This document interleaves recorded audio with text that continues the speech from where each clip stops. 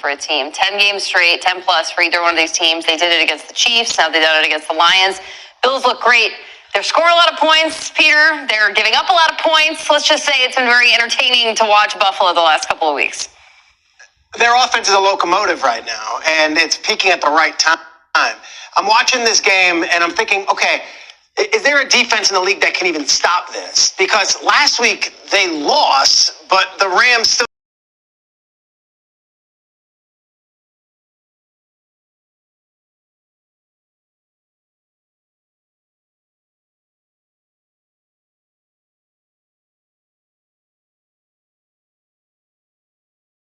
gave up 42 points. Josh Allen is Superman right now. And I want us to appreciate what he's doing, and how he's getting better as the weeks are going on. He is your MVP. We made a faint attempt and a good effort back when the Eagles beat the Rams on a Sunday night and Saquon had 300 scrimmage yards to say this could be Saquon's award. It's not. It's Josh Allen. It's over. It's done. Put it in bed. We'll see you at NFL Honors, or we won't, because you'll be preparing for the Super Bowl in 2 days.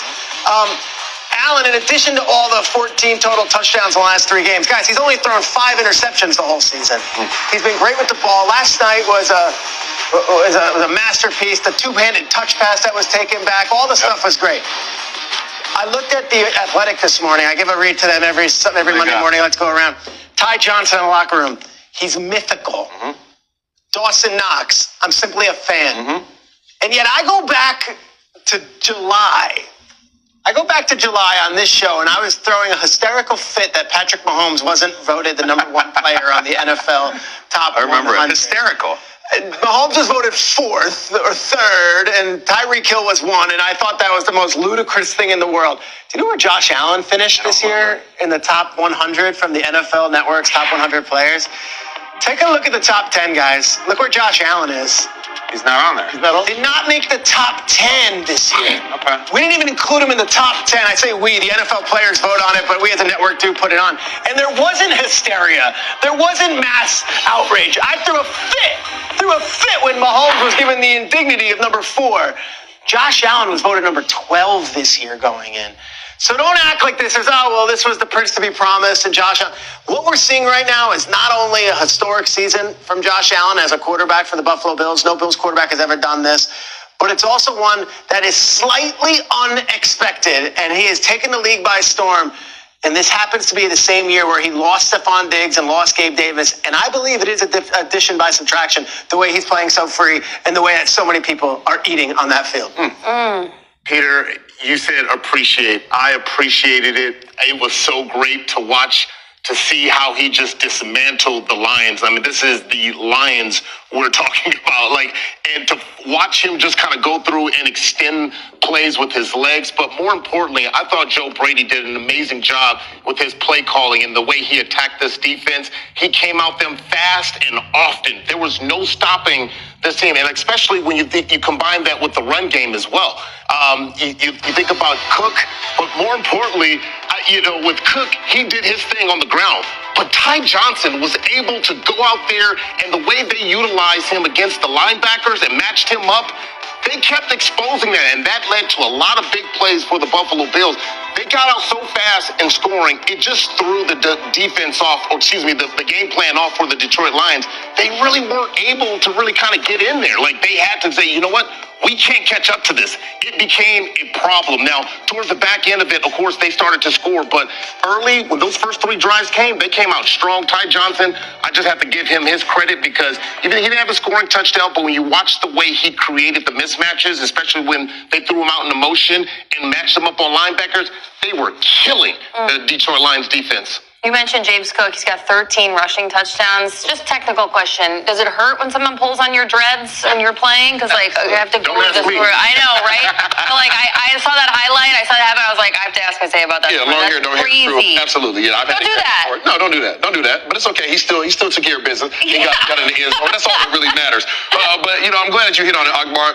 This offense is absolutely insane. And I like to talk about the Double J crew. And the Double J crew is Josh Allen and Joe Brady. These two dudes have chemistry, and it doesn't get enough attention between a quarterback and an offensive coordinator. When these two are in sync, is going to be problems. It is going to be a problem for opposing defenses, especially the Detroit Lions. These guys were unable to stop anything these guys had going on. Just in case you guys didn't know, Joe Brady, as an offensive coordinator, the last 8 games has put up over 30 points. I know. Did you guys hear what I said? 30. Over 30 points for 8 straight games. The last 2 games, these guys have scored over 40 points. This is the NFL, y'all. This is not college. This is high school. This isn't your intramural flag football league. This is the NFL, the best players in the world, and these guys are putting up statistics like this. Last night against Detroit Lions, Josh Allen found 9 different receivers. How do you stop an offense when you don't know where the ball's going next? It's not about what personnel they have. Was there Amari Cooper? Did you guys hear Amari Cooper? No, I didn't hear that name at all yesterday. These guys got the ball to 9 different players, and the running back was the leading rusher, and the running back was the leading receiver. I don't know how you approach this as a defense, but these guys just find ways and make you look all over the place, and somebody's going to be the next guy that steps up. Who do you focus on? I don't know. Yeah, and that was the Ty Johnson you were talking about, leading receiver. I gotta say, for the Lions fans out there who are probably a little shell-shocked and a little nauseous, they have a ridiculous amount of injuries on their defense. I was going to show you a list of it. We can't even fit them all on the screen at the same point. It's getting worse. This Aaron Glenn defense that had so much swagger and so much dominance is really, really, really hurting. But I would say the biggest compliment and the biggest tribute we can give Josh Allen is none of the stats and none of the historical perspective. It is the fact that Dan Campbell looked from across the sideline yesterday and said, onside kick it. Yep. Onside kick Talk it. about it. Down 10 with 12 minutes left to go. What? A really ludicrous decision. Understand, down 10, 12 minutes to go, you go with an onside kick. Now, if this happens with Matt Collins, he makes a great play. But Romo was saying this on the broadcast. You guys understand it's a 7% chance you get it. 7. It has to be announced. Can't even surprise them. There's no surprise factor. You have to let them know you're doing it. So Dan Campbell looked up and said, I'll take the 7% chance as a better outcome than trying to stop the Josh Allen offense right now, which is crazy. Crazy. And by the way, it was a beautiful onside kick from Jake Bates. You don't get a better third bounce than that. And they still didn't even come close to getting it. And then you go look a bit later, the Lions again had a chance down 10 in the fourth quarter and didn't do it. It was so strange. And that, to me, is a quarterback and an offense with the Bills that is in the other team's coaches' heads. They're like, we have to try something that literally doesn't make any sense at all and then not try it again. We're chasing ourselves. We're trying to stop Jordan. We're trying to keep him under 30. You're not going to keep him under 30. The crazy thing is, and Peter brought this up, you go back to August, the story, the number 1 through number 5 stories for the Buffalo Bills. This is a rebuilding year that's out there. Josh Allen's the most overrated player in the NFL that's out there. They got nothing in the huddle. Gabe Davis is gone. Steph Diggs is gone. Understand this. This is not only the best offense in the league right now. It is not only the best offense Josh Allen has ever had. It is one of the best offenses in NFL history. The list of teams to go 8 straight games with 30 plus. The Warner Rams, the Peyton Broncos, the Prime Brady Pats, and the Allen Bills. They're a historically good team. They have not allowed a sack in 4 straight games. He just had the most passing yards outside the pocket in 3 years, Josh Allen, and the first quarterback ever in fantasy football to go back-to-back 40-point games. It's history. It's not only breaking records and running up the win total, it's making good coaches on the other side do idiotic, inexplicable things that even veteran broadcasters are tongue-tied being, what? They're onside kicking it? That's the level of this team. And the crazy part is, we'll put a button on this, 8+ games with 30+ points. The Kansas City Chiefs all season have 0 games with over 30 points. Can we get to this game in January? Can we do it? Can we get Mahomes healthy? Let's get them rested and let's do it, because this Bills team is insane. Their offense looked great. 4 guys on this show straight, and everybody watching them yesterday, Bills offense looked great. However, just to level set for a beat, also 2 straight games of allowing 40+ points. So let's just lock some things in terms of the Bills, because even if you have to go to Kansas City or host a playoff game, your defense has to get right. What up with it, y'all? It's Coffee. Back at it, man. And the Bills are just that fucking good, man. You know, everyone tripping off that loss last week to the Rams. The Rams stepped up, did their thing. They played a great game, man. But it was a trap game. Don't get me wrong. They did that, right? They beat the Bills, but the Bills were better than that. You see, we fought in the game all the way down to the wire, and then we come out this week against a good squad like the Lions. Many people pregame are talking about this is a Super Bowl preview, possibly. This game's going to come down to coaching.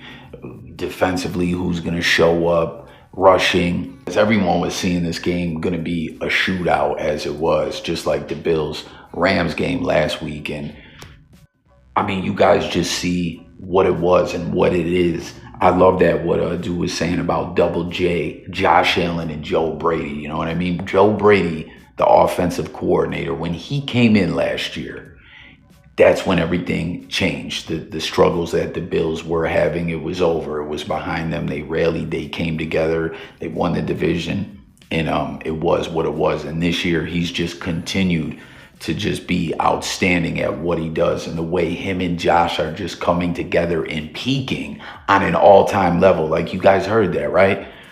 The Bills snapping that Lions 11-game win streak, as that was the Bills' 8th 30-plus game consecutive, right?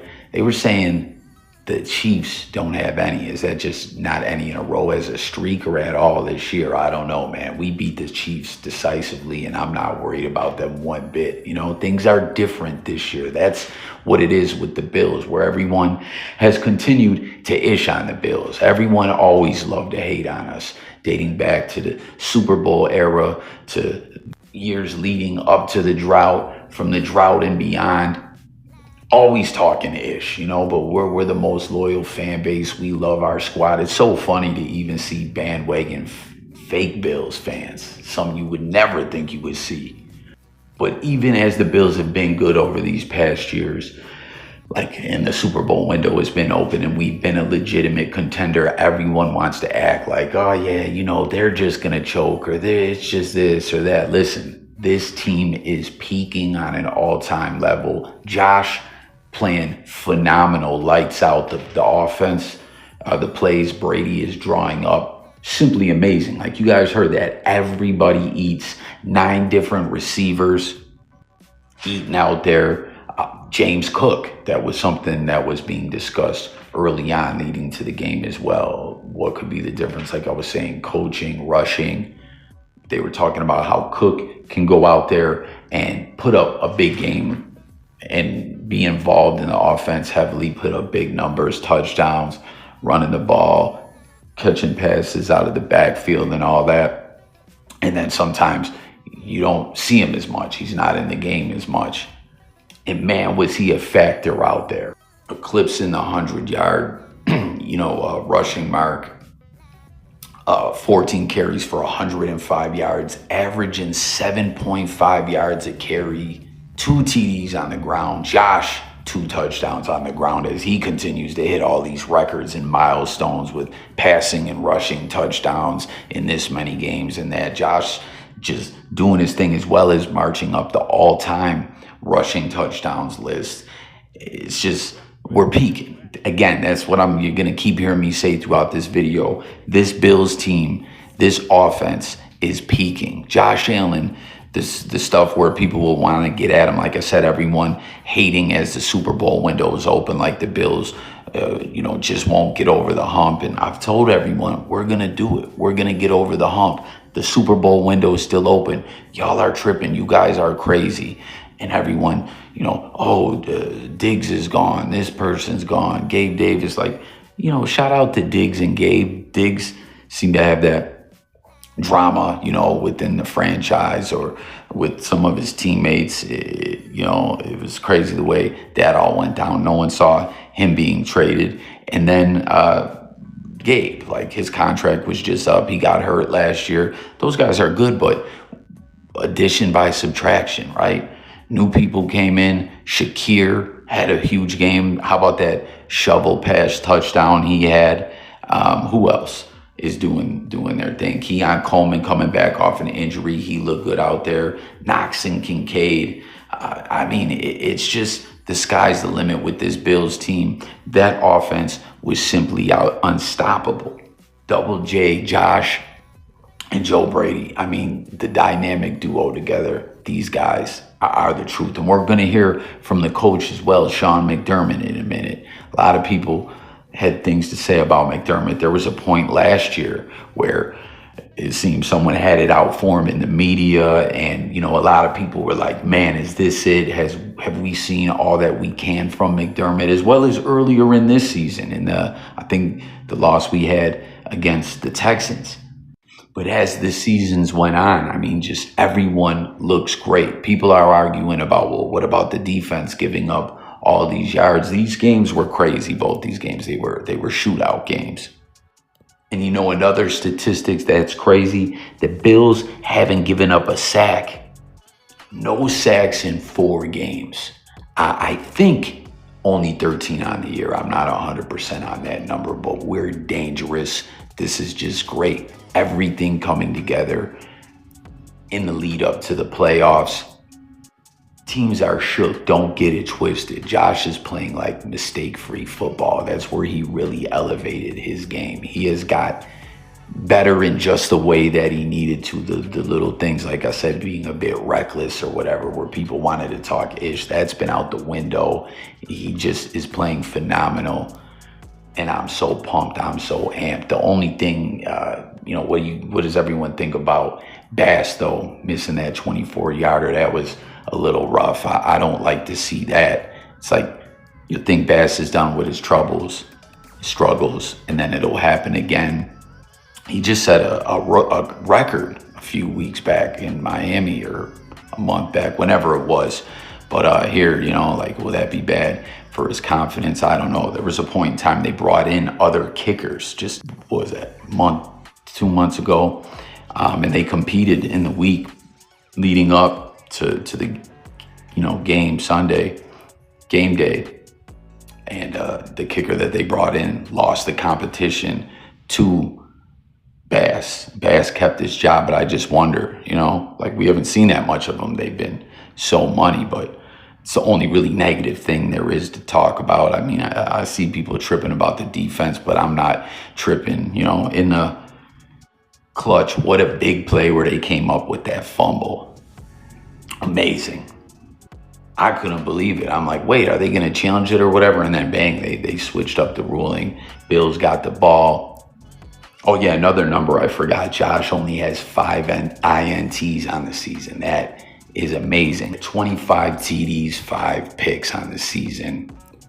So everyone tap in. Let's talk about all that. Do you believe in this Bills team? I do. It's all coming together and it's beautiful. It's lovely. And teams are on notice.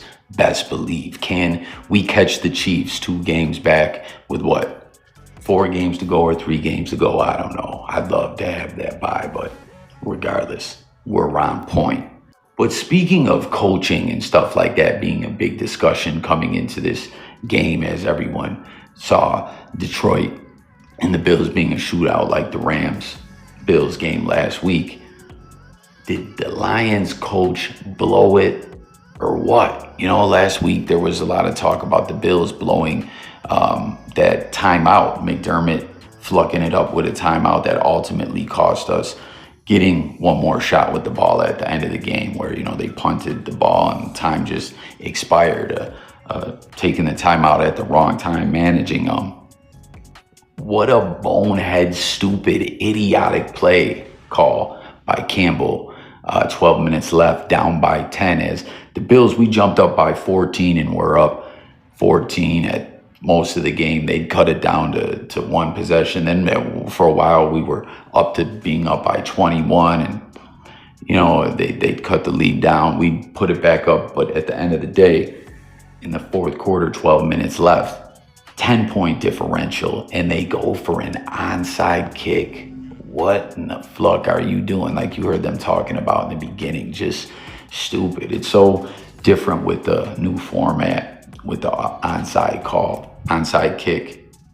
You know what I mean? There is no surprise onside kick. And what a great play by Mac Hollins, ripping that one for a big return. I remember some years back, Micah Hyde running one back for a touchdown against the Dolphins or the Jets or something like that. I think it was the Dolphins. But how stupid was that, And again, we're about to hear from McDermott, the winning coach.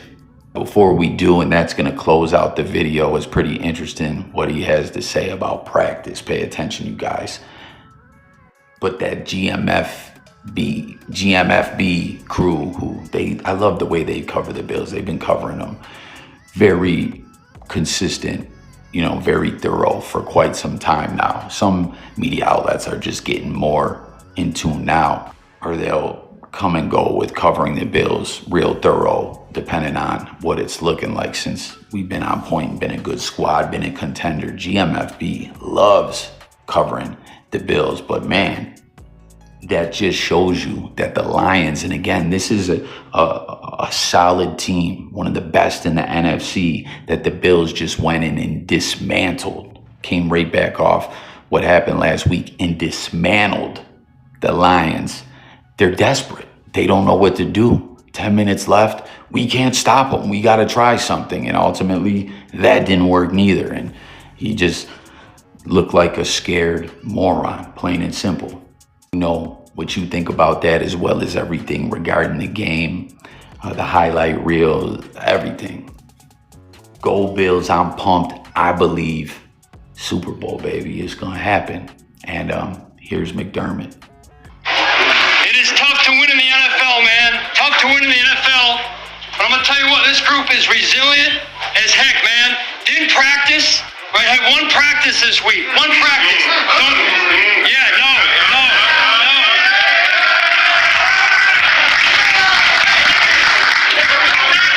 In fact, we made practice. Hey, we made practice 2 days this week. 2 days. Right? Yeah.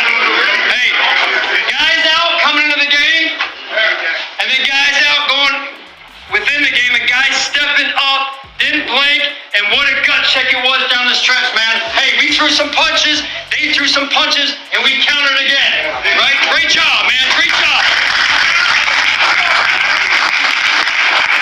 The focus was different.